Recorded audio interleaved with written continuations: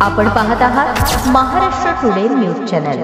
अक्कलकोट उत्तर पोलीस स्टेशनच्या परिसराच्या रस्त्यावर अनेक वाहने कशीही लावलेली दिसून येत आहेत। त्यामुळे शहरात वाहतुकीची कोंडी होते। अक्कलकोट येथील श्री स्वामी समर्थ दर्शनासाठी भक्त नागरिक येत असतात, परंतु अक्कलकोट शहरात 4 ते 5 ट्रॅफिक पोलीस असून कुठे कारवाई चालू आहे। येणाऱ्या स्वामी भक्तांवर त्यांच्या गाड्यांवर कारवाई होत आहे, परंतु अक्कलकोट शहरातील रस्त्यावर थांबणाऱ्या विनाकारण रस्त्यावर अडथळा निर्माण करणाऱ्या गाड्यांवर कोणत्याही प्रकारची कारवाई केली जात नाही। उत्तर पोलीस स्टेशनच्या हद्दीत परिसरात रस्त्यावर वाहने कशीही लावली जातात, त्यांच्यावर पोलीस यंत्रणा कधी कारवाई करणार। त्याच रस्त्यावरून शाळेतील मुले, भक्त, नागरिक, प्रवासी बाजारासाठी ये-जा करत असतात आणि याच रस्त्यावर वाहतुकीची कोंडी झालेली असते। अक्कलकोट उत्तर पोलीस स्टेशनचे ट्रॅफिक पोलीस मात्र याकडे दुर्लक्ष करत आहे। अक्कलकोट उत्तर पोलीस स्टेशन अनेक भागात वाहतुकीची कोंडी झालेली दिसून येते। लायसन्स आणि कागदपत्रे नसलेल्या गाड्या भाडे मारत असतात, अशाकडे ट्रॅफिक पोलीस दुर्लक्ष करून कोणतीही कारवाई